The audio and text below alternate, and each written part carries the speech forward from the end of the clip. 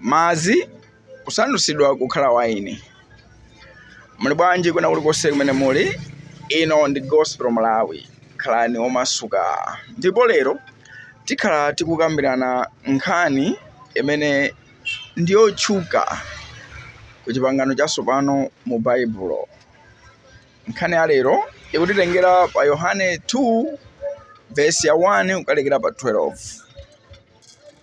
Pamene patu akuti inalipo nthawi imene kunkana Galileya wina wake anali ndi ukwati wake. Nde chisomo chinachitika, mayi wake a Yesu anayitanidwanso ku ukwati umenewu. Ndipo zikuoneka kuti mayi wake wa Yesu anali mmodzi mwa anthu a komiti ya ukwati. Ino makomiti ya ukwatitu anayamba kalekale.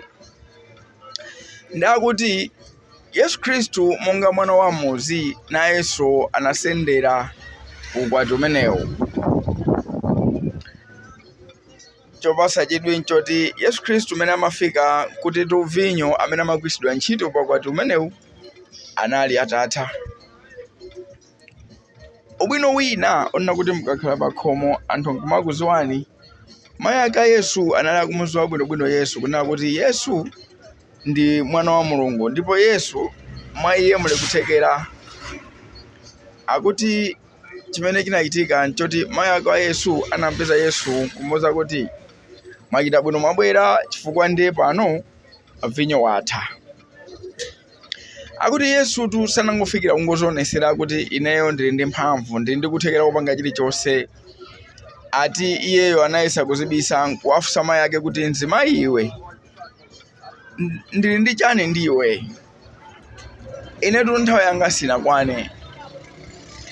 Kodi ife timatani ngati tili ndi kuthekera kwina kwake tikafika pagulu? Timazichepesa, timazibisa, kapena timangoonesa chilichonse chimene chili mkati mwathu? Nde akutitu ngakhale Yesu anayankha chonchi, koma Mariya mayi ake a Yesu anathamanga kukawuzanso akomiti anzake nkunena kuti chilichonse chimene atakuwuzeni Yesu mupange.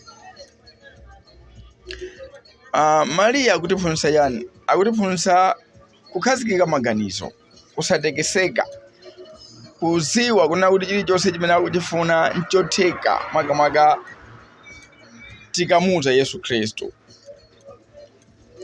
Nde akuti inakonatu nthawi imene Yesu Khristu analowa kumalo kumene kunali waini. Ndipo Yesu Khristu anawuza anthu aja kuti sonkhanisani migolo ndipo muzaze madzi m'migolo imeneyo. Akuti anthu ajatu anachita chimene Yesu Khristu ananena. Patangotha kanthawi kochepa, akuti madzi onse aja anasanduka waini. Osangoti tu waini, koma akuti waini okoma. Abale anzanga, Yesu Khristu amene timankhulupirirayi angathe kupanga chilichonse. Tiyeni timdalireni ndipo tiyeni timkhulupirireni. Chimene takuwuzeni pano, chimene atakuwuzeni Yesu Khristu mupange. Mukapemphera chimene mutakhumbe kuti muchite, chitani, chifukwa kuti Yesu Khristu amakhala wamva kale.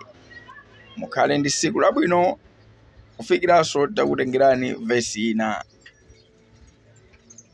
Lero tinali pa Yohane 2 verse ya 1 kukalekera pa 12.